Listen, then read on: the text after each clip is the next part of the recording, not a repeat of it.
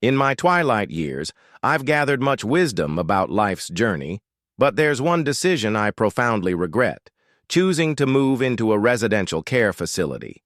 At the time, it appeared to be the sensible choice. My loved ones encouraged it, assuring me I would receive all the attention and comfort necessary for my well-being. I trusted their judgment, but upon arrival, I quickly discovered the reality vastly differed from my expectations. For those contemplating this option, whether for yourselves or someone dear to you, perhaps you believe it's the safest path forward, or you've been told it will simplify daily living. Before taking this significant step, allow me to share several insights I desperately wish someone had revealed to me beforehand. The truth is, life in a care facility isn't merely about convenience. It transforms everything, and once you enter, finding your way out proves far more complicated than anticipated. Continue reading, as some of these lessons might catch you by surprise. If you know someone considering a care facility, this reflection might be precisely what they need before making such a life-altering decision. The loss of independence. The most jarring revelation after relocating to the care facility wasn't the confined living space, the predetermined meal times, or even the unfamiliar surroundings. It was the sudden realization that I had surrendered control over my own existence. Before the move, I maintained my personal routines. I chose when to rise, when to eat, and how to spend each day. I could stroll outdoors whenever the mood struck, prepare my own meals, or simply relax in my favorite armchair with a good book.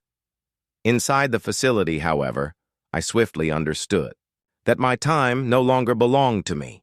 Everything operated on a schedule not of my creation.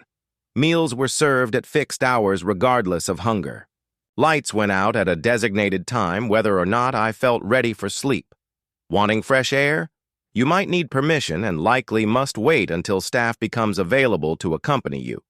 Simple choices like food preferences or clothing selection began to feel like privileges rather than fundamental rights.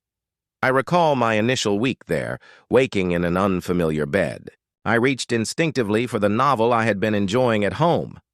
But as I surveyed my surroundings, reality hit hard. This wasn't my home. My books, my cherished chair, the small comforts I had accumulated over decades, had vanished. In their place stood sterile walls, an assigned bed, and an inescapable feeling. I was no longer the author of my own story. The most difficult realization? Once you relinquish your independence, reclaiming it becomes nearly impossible. You adapt because necessity demands it. You cease protesting when told what your dinner contains. You stop requesting walks according to your own inclination. You learn to adapt to their system, but throughout this process, you gradually lose your sense of self. If you're contemplating a care facility, ask yourself, are you prepared to surrender the small freedoms that make life distinctly yours? Because once they're gone, you'll miss them more profoundly than you could ever imagine. The feeling of being forgotten, one painful truth about transitioning to a care facility, is realizing the outside world continues turning without your presence. Upon arrival, my family reassured me they would visit regularly. I believed them, and initially they fulfilled this promise. My son stopped by weekly, my grandchildren visited on weekends, and briefly, I maintained a connection to my former life. As months passed, however, visits grew increasingly infrequent. My son began phoning instead of appearing in person. My grandchildren became occupied with education and careers. Holidays proved especially difficult. Everyone promised to come, yet somehow plans invariably changed at the last moment, leaving me sitting alone in the common area, watching fellow residents gazing hopefully at the entrance, wishing today might be the day someone remembered them. It wasn't that my family ceased loving me. Life simply intervened. When you're not physically present in someone's daily routine, it becomes easy for them to assume you're managing well, that you're adjusting, that you require less attention than before.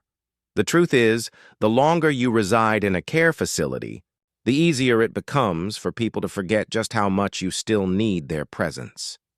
I remember one evening sitting in my room, holding my telephone, debating whether to call my daughter. I hesitated to burden her, reluctant to remind her I remained here, waiting for a visit that might never materialize. So I set the phone aside, and that's when realization struck. This had become my reality, watching days blend together, hoping someone would remember to include me in their life. If you're considering moving to a care facility, ask yourself, are you prepared for the solitude? Because regardless of how deeply your family loves you, once you're removed from sight, becoming forgotten proves easier than you might expect. The loss of purpose. When I relocated to the care facility, I thought I was merely changing my address. I didn't realize I was also altering my reason for rising each morning. At home, I had responsibilities, routines, hobbies, and motivation to begin each day. Even seemingly insignificant tasks, tending to houseplants, brewing my morning coffee, tidying my living space, provided a sense of purpose. In the facility, those daily rituals vanished. Meals appeared without my effort, cleaning happened without my participation, and the plants, well, they weren't mine to nurture anymore. Initially, I convinced myself enjoying relaxation would be pleasant. No more chores, no more responsibilities, just rest. Yet after several weeks, I noticed something missing. Days stretched endlessly with nothing to do but wait. I observed the same phenomenon in other residents. Individuals once brimming with vitality now spent their days sitting, staring, waiting for time to pass. There was a gentleman named Thomas, a lifelong carpenter. At home, he constantly repaired things, constructing small projects in his workshop. Here, without tools or projects, nothing remained for him to create. I watched him gradually withdraw, his hands, once strong and skilled, now idle in his lap. "I feel worthless," he confided one day, and I understood precisely what he meant. When you no longer have something to care for, something to work toward, life begins losing its significance. The mind slows, the body follows, and eventually you start feeling like just another resident in a place where time advances, but nothing truly changes. If you're contemplating a care facility, ask yourself, what gives your life meaning? Because, after moving in, finding purpose isn't as simple as occupying your time. It's about struggling to preserve the elements that make you feel alive. Unexpected health decline. Before entering the care facility, I maintained reasonable health for my age. While not participating in extreme physical activities, I could care for myself, enjoy walks, and prepare my own meals. I followed small routines that kept me active, shopping for groceries, morning stretches, even moving around the house to maintain strength in my legs. Once I moved in, everything changed. Initially, it seemed I was simply taking life easier. Meals arrived without effort, and I no longer needed to stand in the kitchen cooking. If I needed assistance, I could press a button and someone would respond. What I failed to realize was that the less I did for myself, the weaker I became.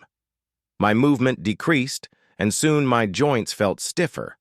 I sat more frequently than before, and before long, rising from a chair became challenging.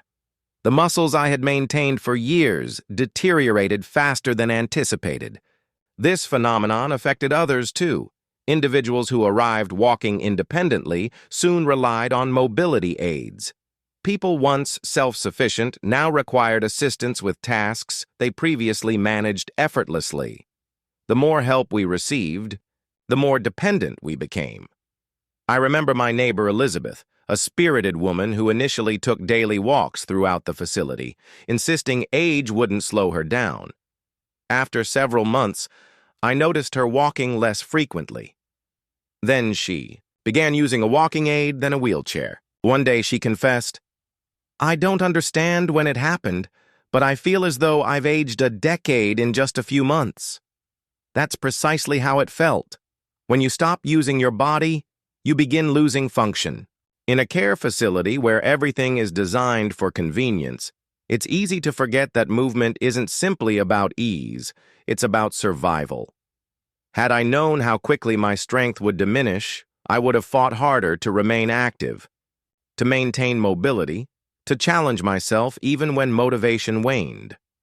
If you're considering a care facility, ask yourself, will you maintain the discipline to keep your body strong when everything is arranged for effortless living? Because once you slow down, regaining momentum proves far more difficult than expected. The sacrifice of privacy and dignity.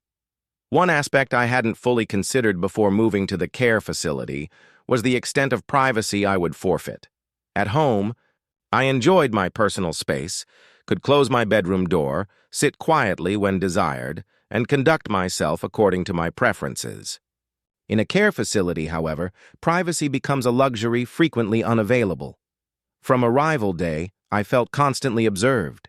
Staff entering and exiting, scheduled room inspections, and communal areas where solitude rarely exists. Even fundamental activities like dressing or using the bathroom often required assistance. The staff performed their duties professionally, but accepting help for tasks performed independently throughout life challenges one's self-concept. I recall my first week, struggling with requesting permission for activities previously done without consideration. Want a shower? You might wait until someone becomes available to assist. Need the restroom? Sometimes pressing the call button means enduring a longer wait than comfortable. Even meal choices offered limited options, if you dislike. The day's menu, you simply must accept it. Then came the matter of roommates. Not everyone receives a private room, and sharing space with someone not of your choosing, can create friction. I fortunately had a considerate roommate, but others shared less fortunate experiences. Some endured roommates who were noisy, untidy, or suffered cognitive conditions that made restful sleep nearly impossible. Regardless of efforts to personalize your room, it never truly becomes yours. Dignity proves difficult to lose, and I didn't anticipate surrendering so much until already settled. When people knock but enter before receiving permission, when you're addressed as a patient rather than a person, when your daily activities follow a schedule you didn't establish, it changes you. You begin feeling less like yourself and more like another name on a roster. If you're considering a care facility, ask yourself, are you prepared to relinquish the privacy and autonomy you've maintained throughout your life? Because once surrendered, reclaiming them proves exceptionally difficult. The difficulty of leaving. When first entering the care facility, I told myself the arrangement was temporary. I planned to try it, evaluate the situation, and if dissatisfied, simply leave. What I failed to understand was how challenging departure would become once established. Initially, the solution seemed straightforward. If unhappy, I would return home. But home had changed in my absence. My house stood empty, and maintaining it remotely became problematic. My children had begun making changes, selling possessions they assumed unnecessary, even considering renting the property. When I mentioned returning, they hesitated. Are you certain you can manage independently? Wouldn't remaining be safer? We only want what's best for you. Physical decline complicated matters further.